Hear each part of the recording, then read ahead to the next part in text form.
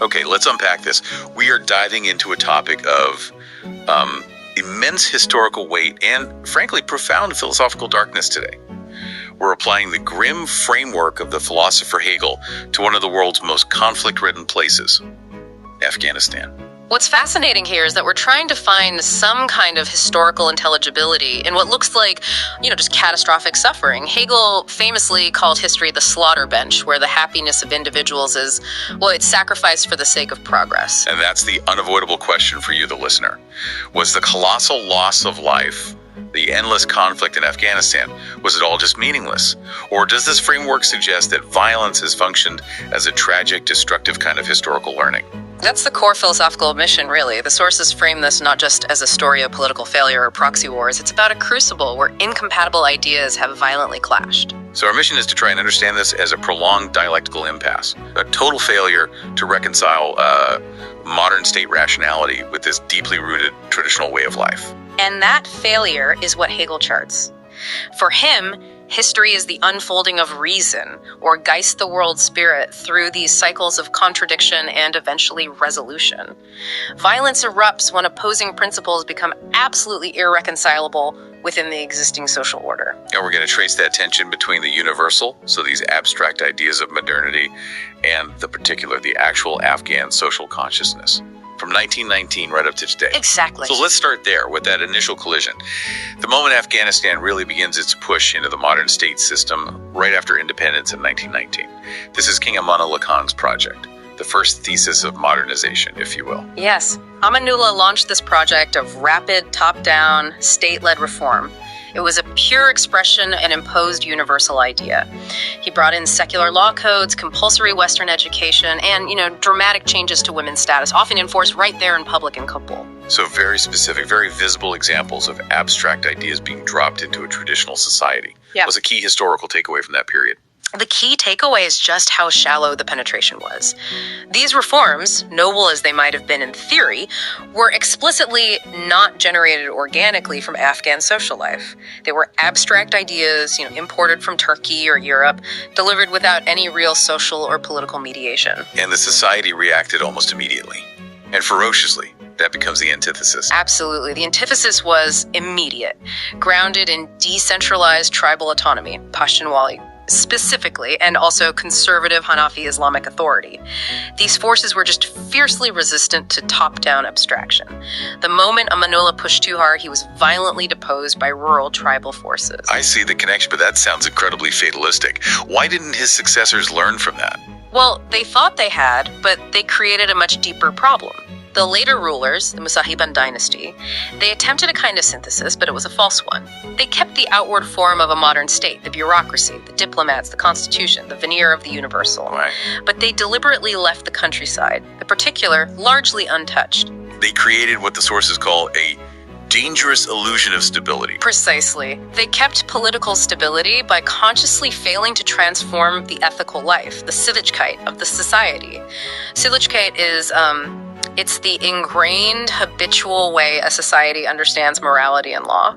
It's the social consciousness. And the modern state never really got into that deep structure. Never. So in Hegelian terms, they weren't resolving the contradictions, they were just storing them up, guaranteeing that the confrontation, when it finally came, would be far, far more violent. It was a ticking time bomb. Here's where we see that ticking clock run out. The stored contradiction just explodes in 1978 with the PDPA coup, and that moment violently reintroduces the most rigid form of abstraction you can imagine, Marxist-Leninist dogma. This was catastrophic negation, where Amanullah was, tentative, the PDPA was aggressive, and immediate. They pushed through rapid, widespread land reform. They completely ignored local kinship structures. They mandated compulsory female literacy overnight. And launched a direct assault on religious authority. A militant assault on religious authority and tribal power. This wasn't just modernization. It was an attempt at the total negation of Afghan social reality. And the response proved that all those earlier superficial efforts had failed completely. The ideas just arrived too fast, too violently. Yes. It showed the Sittlichkeit was never transformed. The abstract idealism of, say, land reform clashed with the concrete reality of land ownership, which was tied to religion and tribe. The result wasn't progress, it was immediate, widespread revolt. It's very similar to Hegel's critique of the French Revolution. When ideas negate reality too quickly, the result is the guillotine. Or in this case, mass political violence. And then that internal dialectical conflict was instantly internationalized. And that's when Afghanistan truly becomes the slaughter bench of Cold War reason. The Soviet invasion wasn't just a military action, it turned the country into the stage where competing world historical abstractions fought to the death. You had Soviet universalism, American containment policy, Saudi religiosity, Pakistani strategic depth, all instrumentalizing Afghan society, using it as a battlefield for their own global stories. And the result was the annihilation of the state, not a synthesis. The sources point to the total collapse of institutions, the destruction of intellectual life, and the fact that jihadist militarism became the only political grammar left standing. The irony is just profound. The Soviets and their allies were soundly defeated, negating the communist thesis. But the mujahedeen, lacking any shared positive vision beyond just opposition, they produced no constructive synthesis after 1992. So the society just descended into a nihilistic civil war. Exactly. The logic of violence just kept going because the political question was never resolved. That chaos, then, provided the perfect fertile ground for the emergence of the first Taliban emirate in 1996. It's often remembered simply as a stabilizing force after the utter destruction of the Civil War. Yeah. But philosophically, how did the stabilization actually work? It was what we'd call a negative synthesis. It wasn't progressive or creative in the Hegelian sense at all. It was a desperate, reactionary response from a completely exhausted society that was just demanding basic order. And the Taliban gave them that order through radical moral simplification. Radical moral simplification. They negated the mujahedeen chaos that came before, and they also negated the failed communist modernization project. Well, wait, how can stabilizing through moral simplification be a synthesis at all? That sounds like stepping out of history, not moving it forward. That's the crucial point. They actually attempted to arrest the dialectic itself. They tried to freeze Afghan society in this idealized moral absolutism, and that absolutism was fundamentally detached from the material and social changes the modern world had already brought, even through decades of war. This attempt to just stop history is why they immediately developed these severe internal contradictions. Yes, let's focus on the biggest one. Their desire for total internal isolation versus their global allies. Right. That tension was fatal. It was. They wanted this parochial, isolated order inside Afghanistan, enforcing strict local rules. But at the same time, they aligned themselves with Al-Qaeda, which was an explicitly modern, transnational, revolutionary force pursuing global disruption. A local project allied with a global one. Exactly. Local stasis versus global revolution. That inherent contradiction is what invited the external negation of the American-led intervention in 2001. And that intervention just forcefully shoved Afghanistan right back onto the global stage, proving that, no country can simply opt out of the spirit of history. Precisely. The slaughter bench was prepared once more. But this time, the historical process, the Geistet, began its work in a new way, away from the headline. Let's shift our focus now, because here's where it gets really interesting. This is where the deeper historical finding lies. During those 20 years, 2001 to 2021, the Visible Project building a centralized liberal state, it failed spectacularly. But what was the deeper significance? What changed at the level of society itself? This is the irreversible shift. While the state apparatus was failing, history just kept doing its work at the level of lived experience, transforming the social consciousness. Okay, so what were the specific concrete changes that the new Taliban regime can't just roll back with a decree? Okay, first, rapid urbanization. Millions of people moved to cities like Kabul, Herat, Mazar. Urban life fundamentally changes social interaction. It reduces the power of rural, tribal authority in favor of more complex, anonymous social codes. And then, education. Second, education and professional life. Millions, including women, got access to education, to professional jobs.